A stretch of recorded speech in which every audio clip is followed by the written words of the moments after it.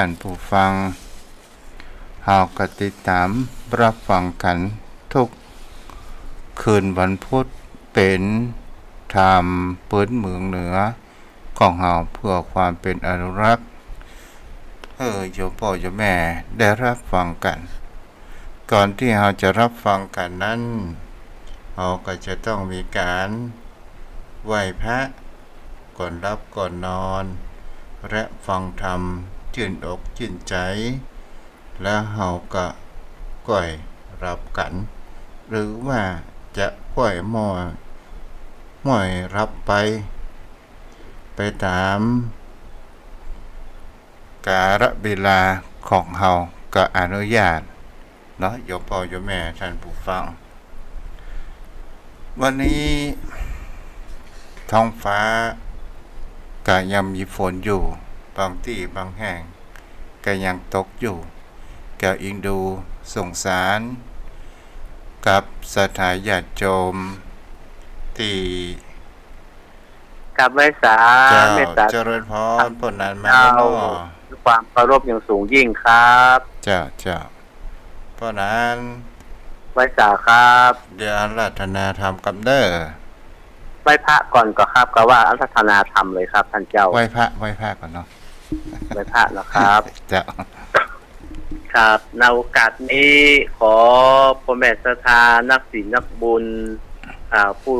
มีจิตใจเปี่ยมล้นโดยธรรมะตั้งอกตั้งใจไหว้พระนบธรรมพร้อมกันนะครับอิมินาสการนะพุทธังอภิปูชยามาอิมินาสการนะธัมมังอภิปูชยามาอิมินาสการนะสังฆังอภิปูชยามา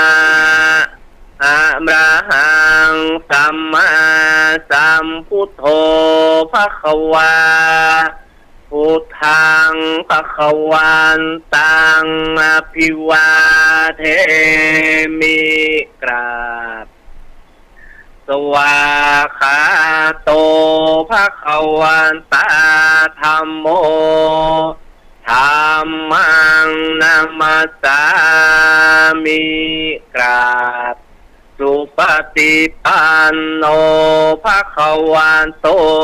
สาวกสังโฆสังฆังนะมามิกราบหันธรรมยังพุทธสาภคะวันโตบุพพาคณมักกรังกโรมาเส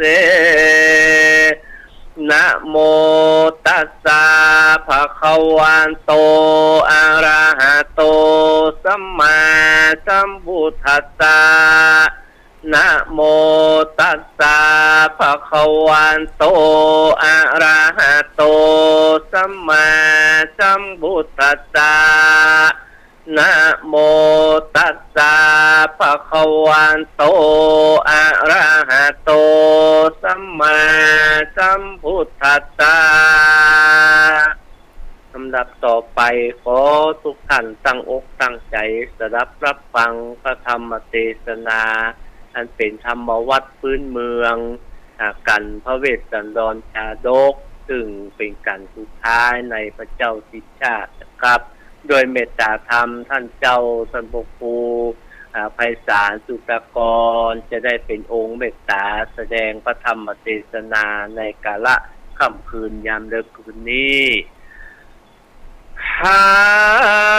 รมะ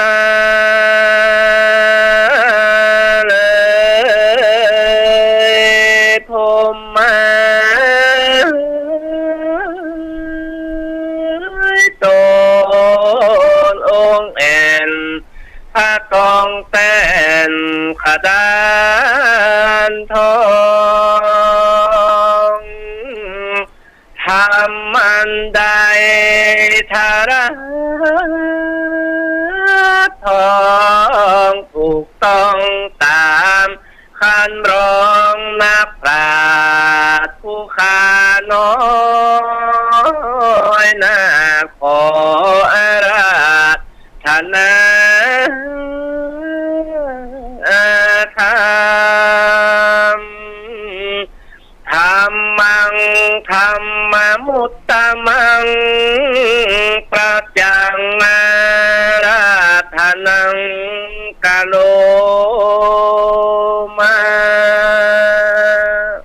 นุโมทนาบุญเด้อกับปนานที่ได้นำไว้พระรับศีลเสียงมาที่เก่ากันหน่อย ครับ เจ้าอนุโมทนาบุญเด้อปนานวันพุธปากันนอ ครับ เจ้านะโมตัสสะภะคะวะโตอะระหะโตสัมมาสัมพุทธัสสะ อิติปิโสภะคะวะเตมิโยนะมะภะคะวะจิตตาวันตังกังอารัมมนังตุวังสงหังพุทโธภวิสันติกุสลตาธัมเมสัมมาสัมพุทโธอิติปิโสภะคะวะมหาเวสันตะโลตาลาโนนามาภะคะวะเส้นทางวันตั้งกังอารมะนังตุวังโสหังพุทโธภวิสันติสัทธโวฟังดุลามโสตุจานาสัพพุริสัตทั้งหลายแก่ทาอันนี้พระพุทธเจ้าก็พาโลมซึ่งหาฝนปกกลปัดหือเป็นเหตุพาจึงจริงปาวิตเตเตสนายังมหาเวสันตนาราชแก่มหาสารีบุตรตนมีสินใสสะอาดเข้าใสว่าแต่นั้นไกลล่วงแล้วอันติตา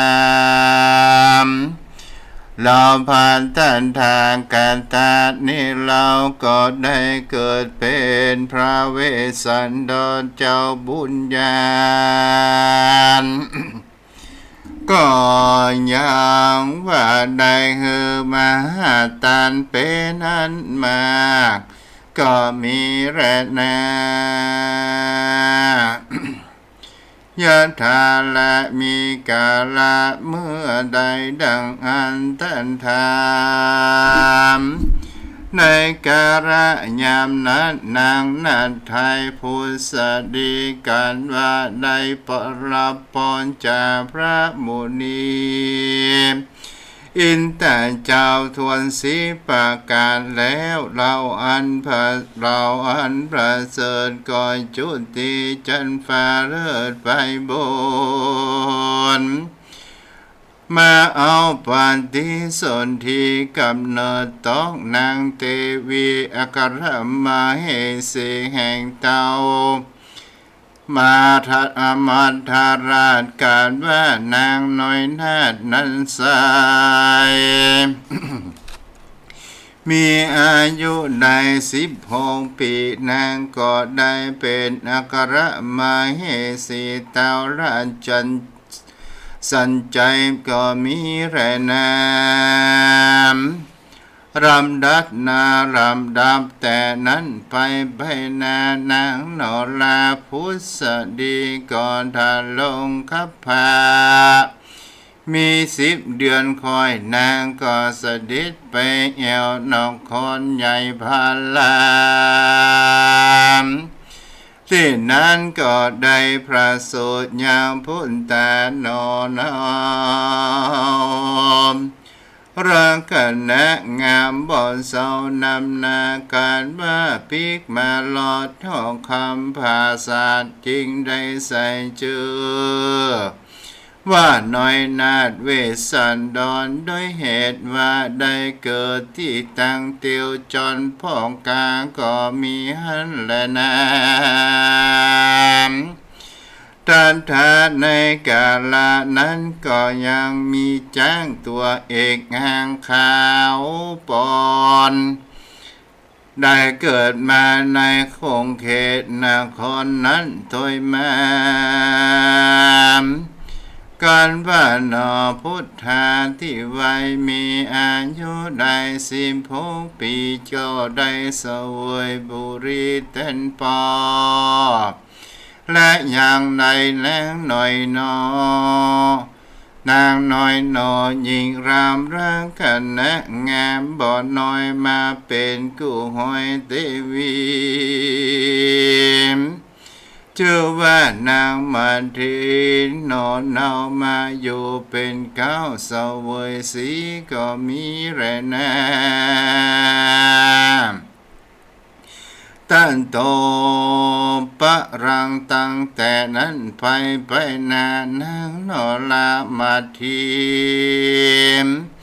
ก็มีรายจาบุตรีหญิงใจ2 คนหมายชื่อจารีงูรูปงามดีเป็นเก้าส่วนแถมคนหนึ่งนั้นเราชื่อว่ากันหา2 บุญแน่นอไทยจำเริญใหญ่เรียวบันก็มีหันและแนมที่นั้นยังมีเมืองอันหนึ่งชื่อว่ากาลิงคาลาดฝนแห้งขาดหลายปีเจ้าโพรีทุกข์ยากอดกันอย่างอนาถามก็ปากันแม่กล่าวอ้างขอรับทานยังจ้างเผือกแก้วตัวเลิศแล้วข่าวปอนพระเวสสันดรตนองค์อาจเกิดขัดนิ่งขวาดในใจว่าหนทางไปสู่รอดเวียงแก้วยอดนิรปานก็มีแต่ศีลกำตันเจ้าอันจึงจะรอดตันไปดีนอบุนีกึดแล้วคิงหือจ้างเพื่อแก้วเป็นตันก็มีหันและแนมแต่จันนาอ่านว่าเจ้าเมืองทั้งหลายหนุ่มเทารู้ว่าเต้าเจ้าเวสสันดรได้เฮือตานจ้างปอนนั้นใส่ก่อปากันโคตรไม่โคทามจริงปากันมาก้มเกาไว้เต้าเจ้าสนใจว่านอจอมตายยอดซอยอย่าผิดถอยประเพณีได้เอาจ้างดีเพื่อแก้วหยาดน้ำแล้วตานไปขอจากใครขับรายออกจากเวียงใหญ่บุรี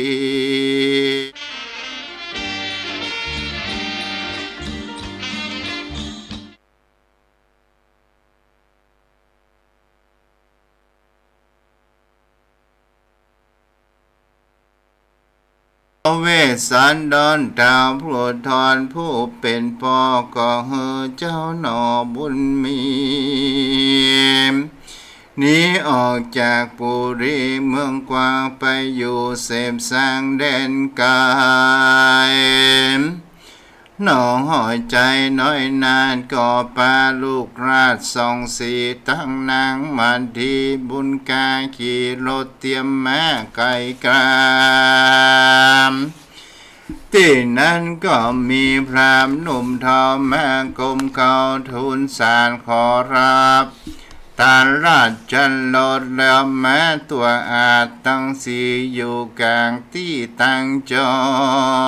รพระเวสสันดรนั้นสอนก็มีใจพระโมใจบานก็ได้สารตันบ่แจ้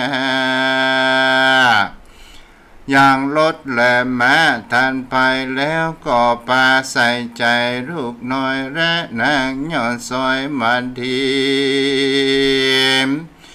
รัดดงรีดันกว่าเตียวเข้าป่าดงไผ่อัศจรรย์ใจแต่สาย จุมลูกไม้ในดงการว่าเต้าสี่องค์มาลอดก่อปากันน้อมกิ่งทอดลงมาสองกษัตริย์ตายอดซอยมีใจชื่นชอยยินดีหานลูกไม้มีไรแลตามใจแต่จังเอากินบันดาอิ่มท้องก็ปากันเตียวทองดงไผ่ก็มีแร่นา สังโฆเทวราชาอันว่าพญาอินตาบุญใหญ่รู้แจ้งคอยจุประการว่าตนบุญญาณสิเจ้ามาสู่ป่าเศร้าดงตันก็จริงได้ไข่ปันโอกาสเฮอเต้าลาดวิสุกรรมมาสู่ดงดำปากวางแล้วเฮอใดนิรมิตสร้างศาลาเฮอสีกสันตากินกูแล้ววิสุกรรมก็รู้กรรมหมายก็รีบพันภายปอแจมมาสู่โลกรามนุษย์สาแล้วก็นิรมิตสร้างศาลาไว้ทาแล้วเท่าบุญกาวิสุกรรมก็แลนำขึ้นสู่ยังที่อยู่แห่งตนก็มีหันแลนะตันโตเวสันตโลราชาอันว่าพระเวสสันดรยอดซอย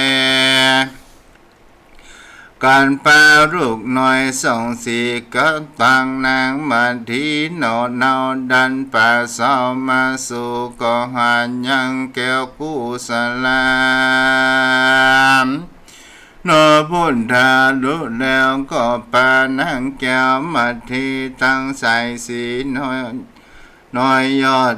ไปยังจอดสาลาแล้วก็จำศีลภาวนาถือบวชแล้วรวดบำเพ็ญธรรมก็มีหันแลนะส่วนอันว่านางบาดีก็ปฏิบัติดีคำเจ้ายังเต้าเจ้าเวสสันดรบ่เฮือใดอาทรลดไม่คือหาลูกไม้หัวมันตักน้ำฉันน้ำใจบ่ฮือเดือดไม่อันใดก็มีหันละนามตันทาในกัลลานั้นเรายังมีพามเท่าผู้หนึ่งใส่ลูกขี้ไหลหน้าน้ำหน้าตาดำหูวิตตองมันกวิทองมันกวิดหนังมันยานมีสันดานมักขอบ่รู้บ่ปออิ่มกายบ่รู้นายแต่ใสมีใจไว้ว่าจุจักะพรามบานอันว่าจุจักะพรามนั้นอยู่เมืองกะริงคาลาดตุกไม้มาดอนาถามแล้วขอกินมาข้ามเจ้าหลายขวบเขาเมื่อนานเมื่อมีเงินคำขานหลากมันจริงนำไปฝากยังสหายผู้หนึ่งใส่สองผัวเมียแล้วพามตาเพียแบบนาก็จะอำลาไปนาหาขอกว่ากินไปก็มีหันแหละนาอันว่าเจ้าสหายนั้นใสมีลูกสาวไว้ชื่อว่าอมิตตาทาลงโสภาพิราชวันอาจเรือลายอันว่าเจ้าสหายแพ้แห่งพรามนั้นอยากกันว่ารับฝากถุงคำจากพรามนาลำนั้นแล้วก็มีใจพองแผ้วยินดีการว่าเมื่อนานหลายปีความเขาบ่หันพรามทำมาใจกองกันลิงในคำเจ้า ว่าพามเจ้าสาหายเตี้ยงจะตายมวยม้างการว่าเกิดไฟอ่างหันใสก็เอาคำนั้นไปขายเลี้ยงซ้ำซื้อกินข้าวแหลมกินข้าวแหลมไงตอนก็มีแระน้ำตอนทานในกาลนั้นจูจะแก้พามเท่ากันว่าไต่เต้าก็ตานไปเมื่อนานไหลลากองกระนิ่งถึงยังคำฝากสหายที่สหายไว้จึงเตียวไตมาถามอันว่าสหายพามสองผัวเมียเอาคอมนั้นขายกินเสียไปเสียงหมดเรียนเกียงเหมือนมากจริงได้ปรึกษาเก่าว่าจะเอานางกินกูอามิตาตาแต่ยังคำขาลอบเบาฮือพรามเท่าเอาไปการจางขายเมียนแล้วก็จุงมือนางแก้วอามิตาตามมาฮือพรามบาปหนาผู้เท่าเอาเป็นเมียเฝ้านอนนายอ่านว่านางใส่ใจนอนเนาถึงจะได้คนเท่าเป็นผัวนางก็ปัดปัวบ่ขาดบ่ประมาทตั้งการบ่นอนนานขี้คร้านบ่เดินดานนอนวันและนา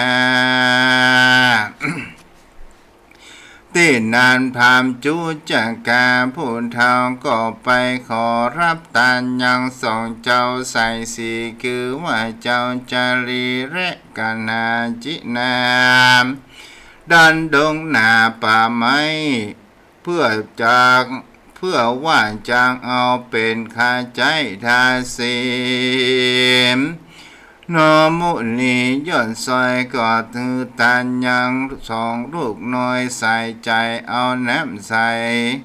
ย้อยหยาดกล่าวโอกาสสัมมาสามาตานวางโพธิญาณเป็นที่แล้วแระนาม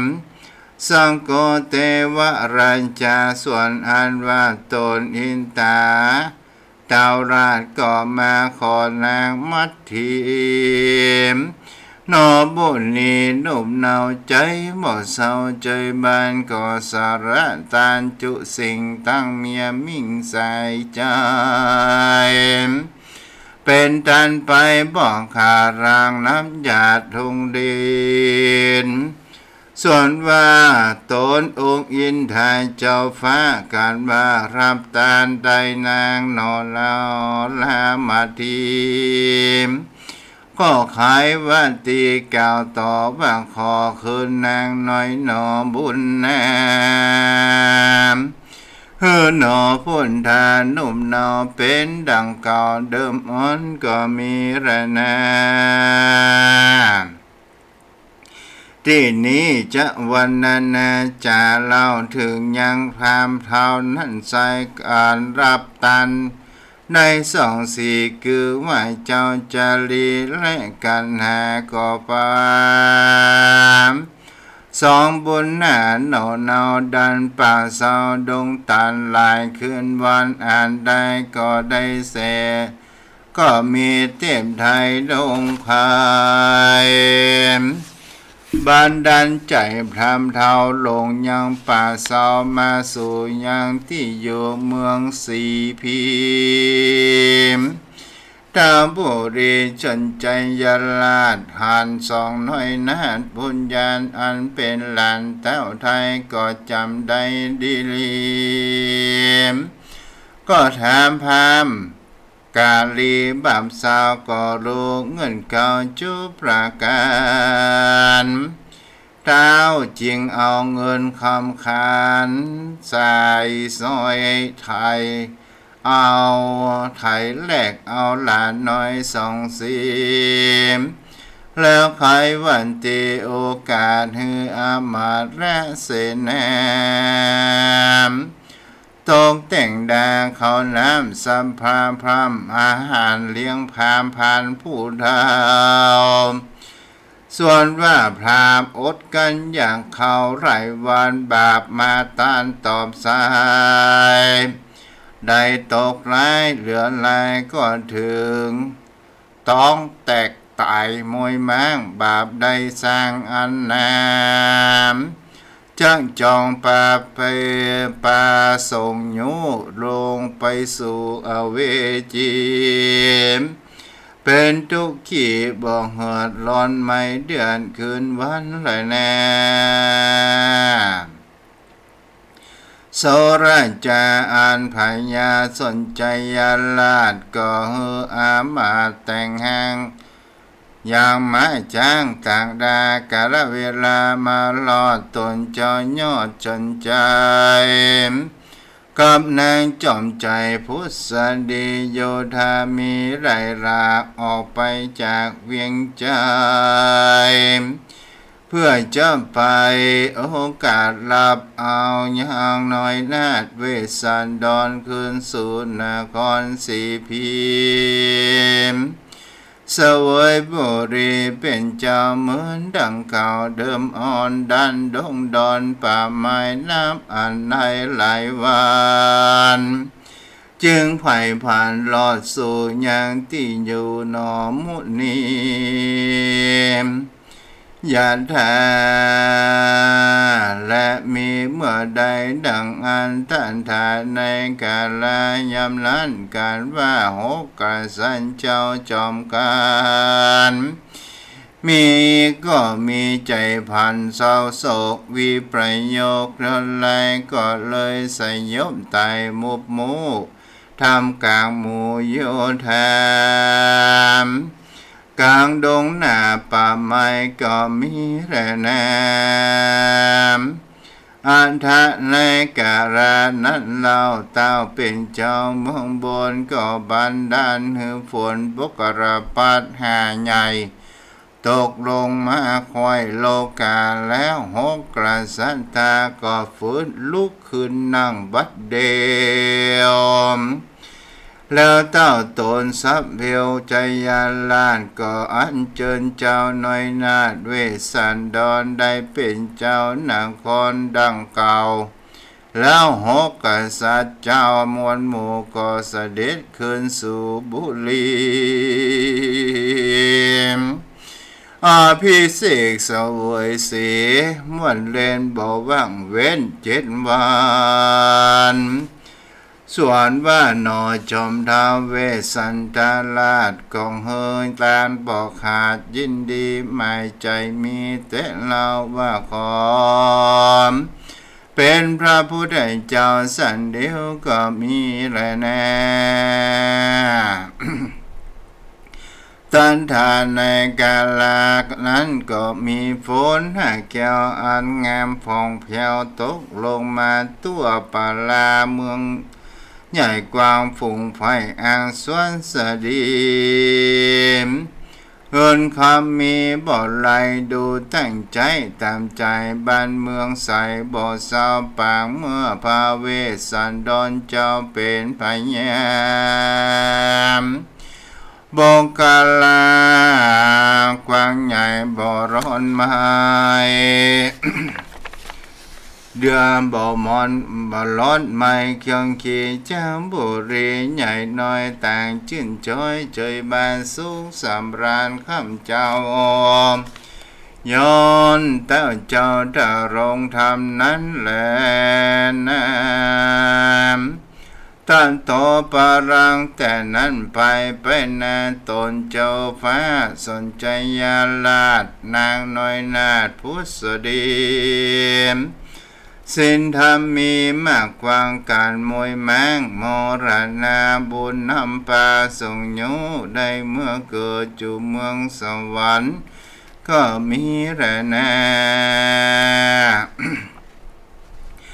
ตันโตเวสันตโลไลจาตานังส่วนอันว่าเจ้าเวสันดรเจ้าจ้างบอน ปอนเพื่องแก้วแล้วนางพองแผ้วมาดีสวยบุรีเป็นเต้าผาเป็นเต้าโลกามการมรณะกาพรากตายเสียจากเมืองคนก่อนได้เอาทนไปเกิดที่พระเสริฐตุสิตาก็มีหันและนามสัทธาอิมังธรรมเตสนังอาหาริตวาจาตั้งการสโมทาเนเส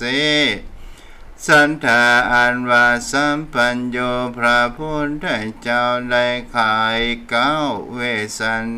ได้ไขเล่าเก้าเวสันตลาจตากาอันนี้จริงจิกิเตสนาวาพิงกเวโดลาภิกขุทั้งหลายมวลหมู่อันว่าฝนบุกระปันอันตกลงมาสู่เมืองคนท่านนั้นยังมีฝนหาแก้วอันงามผ่องแผ้วนำนาตกลงมาไหลแลดังอันใดแก้วแก่มานี้แลนามที่นั้นสัมปัญโยพระพุทธเจ้าตนเป็นเกาติโรกจันการไขนิทานจันเก่าก่อนจังเข้ามาเตรียมจันนี้จริงเก่าจีเป็นกันถามว่าเราเพตุเมน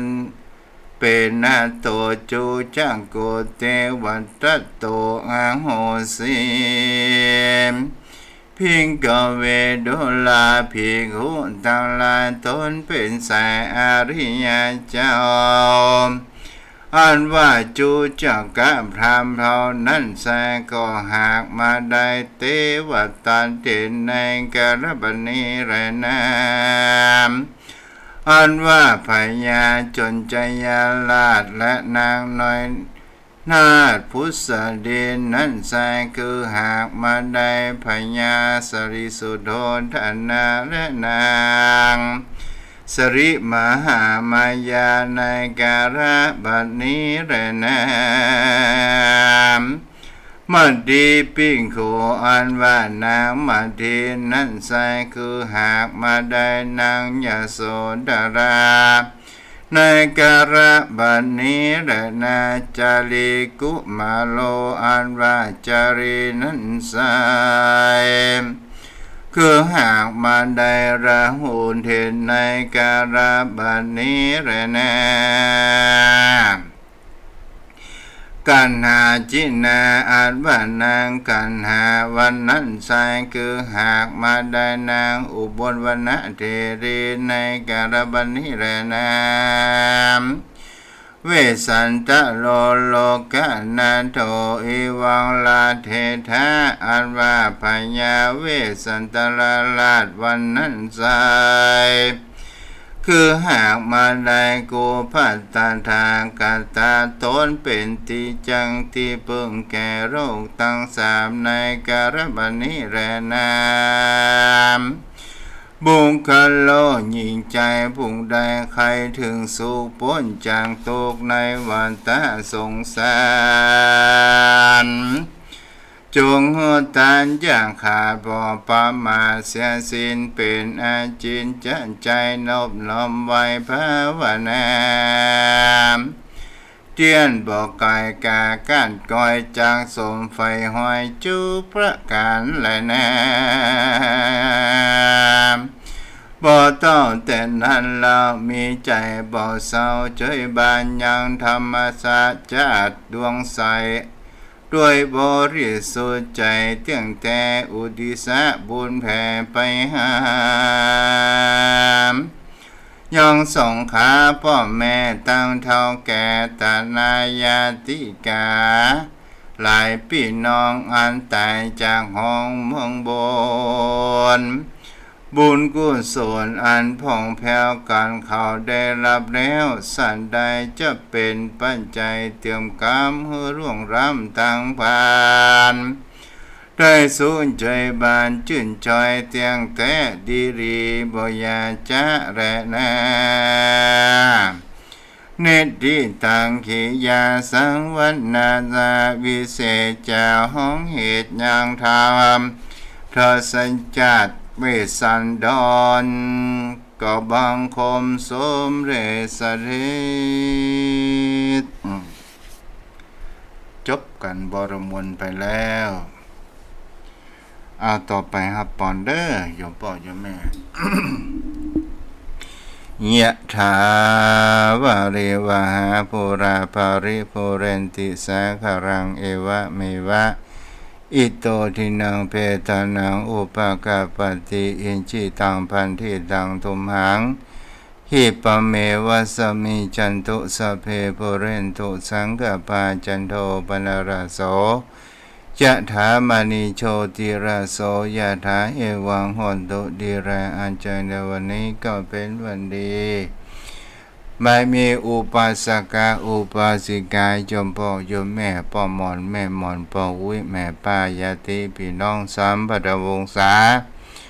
ได้ฟังยังทำรัฐศาสตร์เวสสันตาระอันเป็นจาสร้างบารมีขององค์สมเด็จพระสัมมาสัมพุทธเจ้าได้ฟังได้ทำบุญเกิดเป็นขอพระบุญกุศลนี้ทรงเสริมทรงเป็นบุญญาบารมีบังเกิดแห่งเจ้ามหามุราสถาโยมพ่อโยมแม่พ่อหมอนแม่หมอนพ่ออุ้ยแม่ป้ายาติพี่น้องสามพันวงศาจุวูจุคนที่รับฟังอยู่ขอให้อยู่ดีมีสุขปราศจากโรคภัยไข้เจ็บพระจงมีวุฒิจำเริญไปตามคาถาภาษาบาลีขององค์สมเด็จพระสัมมาสัมพุทธเจ้าว่าอายุวัฏโกธานวัฏโกสิริวัฏโกยสวัฏโกภรวัฏโกวันวัฏโกสุขวัฏโกหนโตสัพพดาทุกขโรคาพยาเวราโสกาสันตุจุปัฏวาอเนกาอันตรายาปิวินาสันตุจเตสัสสาจยันสิทธิธานังราพังสุธีพระขยังสุขังพลังสิริอายุจวันโนจะโภคังพุทธิจยสตาวสาจะอายุจะชีวาสิทธิภวันตุเตจยาสุธีภวันตุเตภวะอภิวาทนาสิริสานิจังพุทธาปัจจยโนจตารโรธรรมวัฏันติอายุวันโนสุขังพระลังอนุโมทนาคืนวันพุธหน้าก็คงจะเป็นเทศธรรมมหาจารย์แล้วเนาะโยมพ่อโยมแม่ผูกที่1ถึงผูกวันที่13ภัยจะเป็นเจ้าภาพปูจากันเทศก็เชิญติดต่อได้เด้อที่เบอร์โทร0631639950ถึงบ่มีภัยเป็นเจ้าภาพก็ตึงจะเทศแต่ธรรมมหาจารย์คงจะเทศเพื่อเหมาะสมกาลเวลาเนาะเพราะว่าเทศจนหมดนี่มันเป็นชั่วโมงก็เลยเอากำน้อยเนาะวันนี้ก็ขออนุโมทนาโยมแม่อำพรกันถ้ามีฟังจากเวียงหลงร่องเนาะ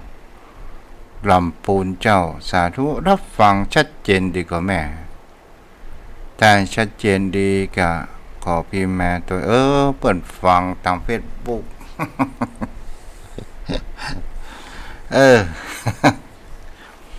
เอาละโยมพ่อโยมแม่ท่านผู้ฟังต่อไปวันนี้เฮามาสวดกันกับน้อก่อนหลับก่อนนอนและแผ่เมตตาเด้อตั้งจิตตั้งใจน้อมระลึกถึงอย่างองค์สมเด็จพระสัมมาสัมพุทธเจ้าองค์พุทธปฏิมาในพระวิหารหรือองค์พระปฏิมาในบ้านในจองหรือระลึกถึงยังคุณขององค์สมเด็จพระสัมมาสัมพุทธเจ้าอะระหังสัมมาสัมพุทโธภควาพุทธังภควันตังอภิวาเทมิกราบ สวากขาโตภะคะวะตาธัมโมธัมมังนามัสสามิกราบสุปฏิปันโนภะคะวะโตสาวกสังโฆสังฆังนามามิกราบ หันธรรมยังพุทธัสสะภะคะวะโตปุปภะนะมะการังกะโรมาเสอิติปิโสภะคะวะอะระหังสัมมาสัมพุทโธวิชาจารณะสัมปันโนสุขโตโลกวิทูอานุตตรังปุญญเขตังโลกัสสติแม่เลยนี่ เอาใหม่เดินอยู่พ่อแม่มาขลับแต่อิติปิโสภะคะวะอะระหังสัมมาสัมพุทโธวิชาจารณะสัมปันโนสุขโตโรกวิทูอนุตตรปุริสธัมมสารติสันทาเทวมนุสสานังพุทโธภะคะวะติกายเยนะวาจายะวะเจตสาวาพุทเทกุกัมมังปะกตังมะยายังพุทโธปฏิคันหาตุอัญชยันตังการันตะเรสาวริตุงวะพุทเทสวากขาโตภะคะวะตาธัมโมสันติริโกอาการิโกเอหิปัสสิโกโอปนัยยิโกปัจจตังเวทิตาโพเวนโยเฮติกายเยนะวาจายะวะเจตสาวาธัมเมกุกัมมังภคตังมยายังธัมโมปฏิคันหันตุอัญชยันตังการันตะเรสาวริตุงวะธัมเมสุปฏิปันโนภะคะวะโตสาวกสังโฆโอยโชปฏิปันโนภะคะวะโตสาวกสังโฆยายาปฏิปันโนภะคะวะโตสาวกสังโฆสามีจิปฏิปันโนภะคะวะโตสาวกสังโฆญาติทางจันตาริปุริสายุคานิอาถาปุริสบุคราเอสาภะคะวะโต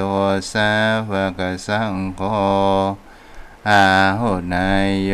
ปาหุนายโยทักขินายโยอัญชริกรณิโยอนุตตรังปุญญเขตังโลกัสส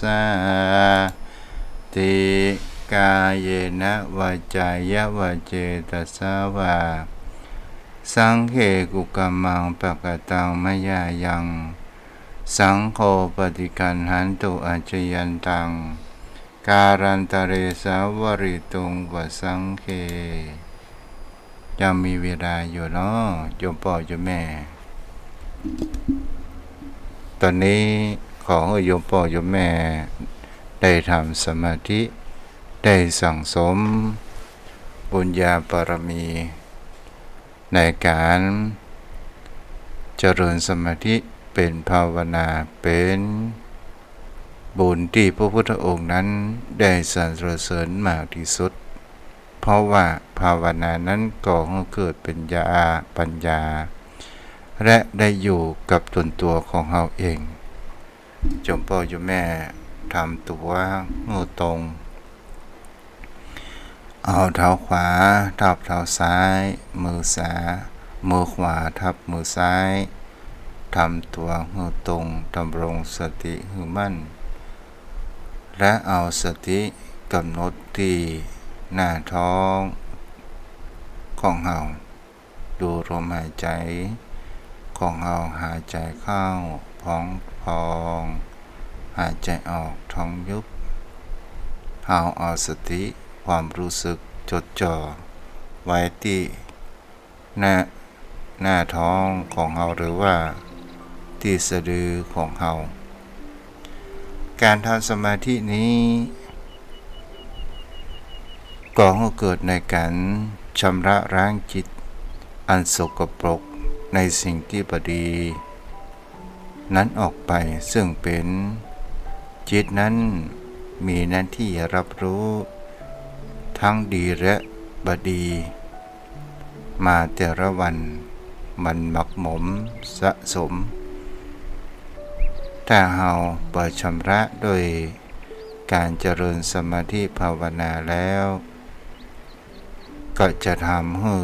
จิตใจเฮานั้นมีความสกปรกมีความยุ่งเหยิงมีความเดือดร้อนมีความเครียดตั้งหน้าให้ตรงอย่าไปงมศีรษะเด้อห้ามงมศีรษะแล้วค่อยรับตาลงเหมือนเฮากำลังจะรับค่อยรับตาลงสูดลมหายใจเข้าลึกๆปล่อยลมหายใจออกยาวๆหายใจเข้าก็ว่าพองหนอหายใจออกก็ว่ายุบหนอพองหนอยุบ